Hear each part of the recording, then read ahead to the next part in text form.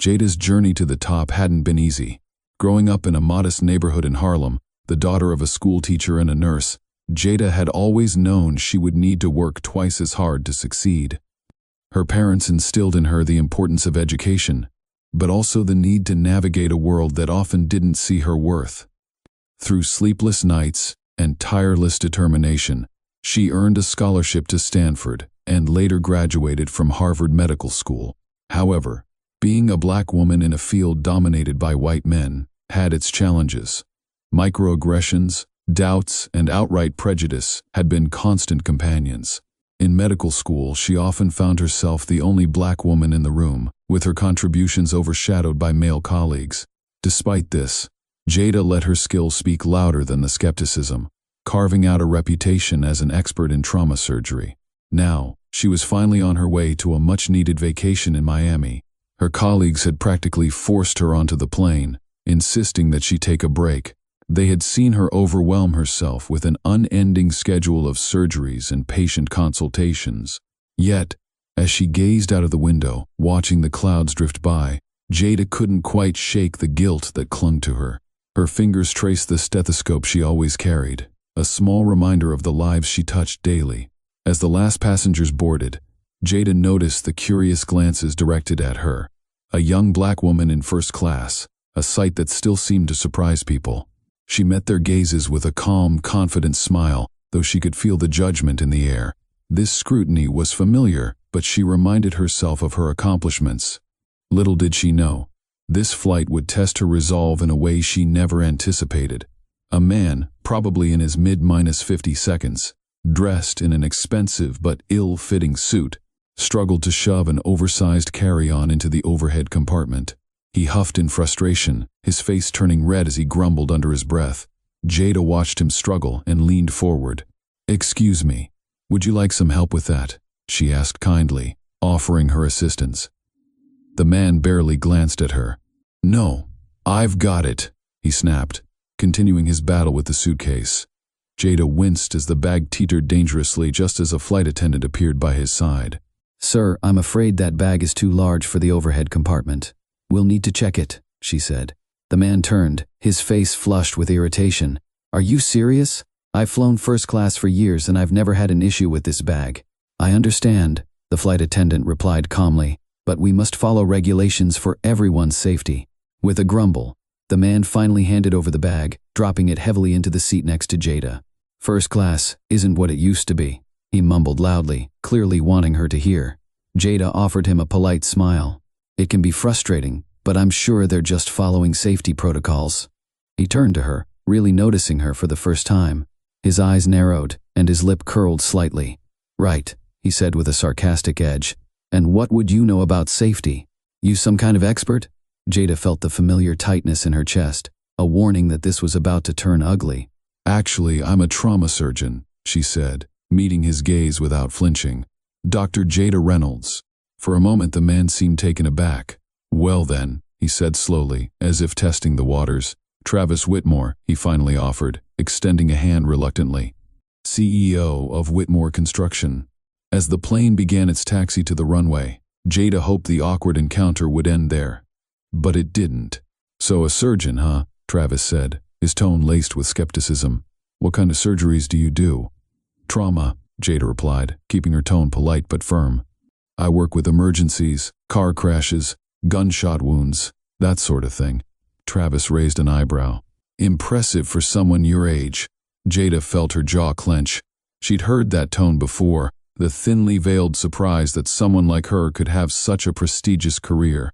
"I've been practicing for nearly a decade now," she said, her voice controlled. "I completed my residency at New York Presbyterian." The conversation was quickly becoming exhausting. "Must be nice," Travis said, "a vacation in Miami. I remember when I was starting out, I could barely afford a weekend at the beach." Jada bit back her response. "I've saved for this trip," she said evenly. "It's important to take care of yourself in a high-stress profession." "Self-care," Travis snorted. "That's what they're calling it these days." Jada's patience was wearing thin, but before she could respond, a loud commotion at the front of the cabin caught her attention. A man seated near the front was slumped over, clutching his chest and gasping for air. Without hesitation, Jada unbuckled her seatbelt and stood. "Excuse me," she said, rushing past Travis, who looked startled by her sudden movement.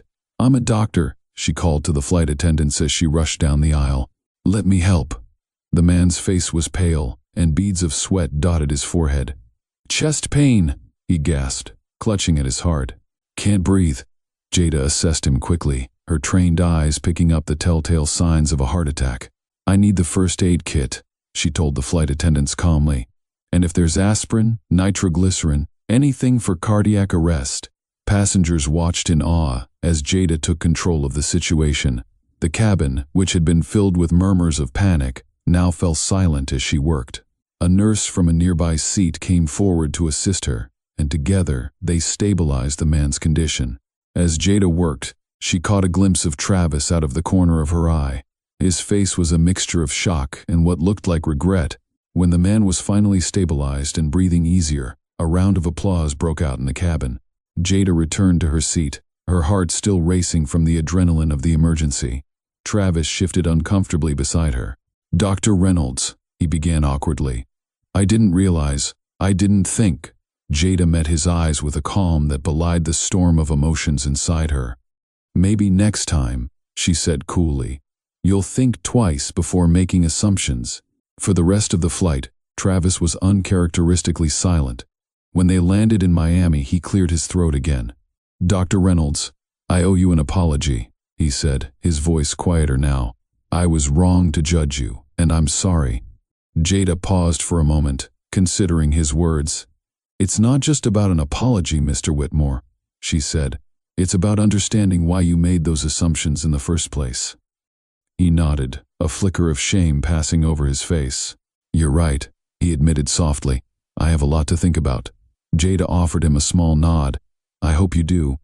As she stepped off the plane into the humid Miami air, Jada felt lighter. The confrontation had been draining, but she knew she had planted a seed of change. Not just in Travis, but in everyone who had witnessed the events on that flight. And in the end, that was all she needed.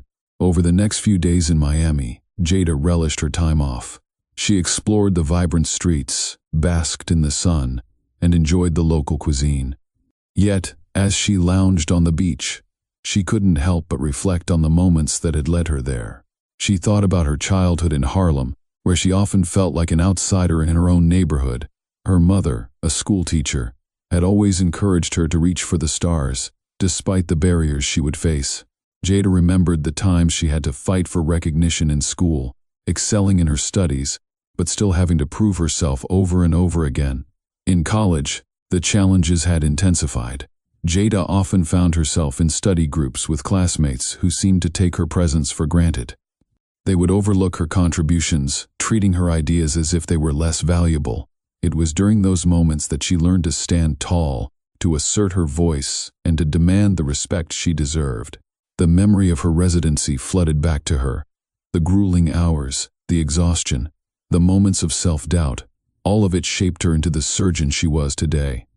She recalled nights spent in the hospital, working alongside other doctors who either supported her or doubted her abilities based on the color of her skin. Now, as she stood on the sandy beach of Miami, she felt the weight of those experiences behind her, a powerful force propelling her forward. She had fought battles for recognition and respect, and now she was determined to help others navigate their own struggles. The power of change. The flight home was quieter. Jada found herself lost in thought, contemplating her conversation with Travis. She wondered if his apology was genuine or simply a reaction to embarrassment. It didn't matter much to her. What mattered was that the encounter had forced him to confront his biases. As the plane ascended into the clouds, Jada reflected on the many patients she had treated who faced similar prejudices. She thought about how often they were judged by their appearance rather than their worth. This realization only fueled her desire to advocate for change in the medical field. Jada envisioned a world where doctors were not just measured by their skills, but also by their understanding of cultural competency. She imagined workshops, discussions, and awareness campaigns that could educate medical professionals about the importance of empathy and the diverse backgrounds of their patients. Her vision grew clearer, and she felt the excitement of a new mission stirring within her. When she returned to New York, she would reach out to her colleagues, proposing initiatives aimed at fostering inclusivity and understanding within the hospital. Upon her return, Jada's energy and determination were palpable. She approached her supervisors, outlining her ideas for workshops focused on cultural sensitivity and unconscious bias in healthcare. To her delight, they were receptive. Her experiences on the plane with Travis became a pivotal moment, a reminder of the responsibility she carried as a surgeon and a leader. But change wouldn't come easily. Jada faced pushback from some of her colleagues, particularly those who felt that the issue was being exaggerated. They argued that medical training should focus solely on clinical skills and not on personal biases. Jada, however, was undeterred. She organized a panel discussion featuring diverse voices in medicine, inviting speakers who could share their experiences with discrimination and bias. The event was a success, drawing a large crowd and sparking lively discussions. Among the attendees was Travis Whitmore, who had taken a genuine interest in the initiative. He approached Jada afterward, expressing his gratitude for the eye-opening experience. "I've learned so much," he said, sincerity evident in his voice. "I want to help you spread this message." Their unlikely friendship blossomed, and Jada found herself sharing her experiences with him more openly. Travis became a champion for her cause, using his platform to advocate for diversity and inclusion in the workplace. They collaborated on various initiatives, including a scholarship program for aspiring medical students from underrepresented backgrounds. As they worked together, Jada found herself questioning her previous judgments of Travis.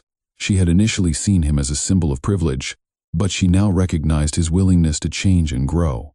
Their shared journey became a powerful testament to the importance of understanding and compassion. Together, they organized workshops that fostered dialogue about bias in medicine, breaking down barriers and encouraging open conversations.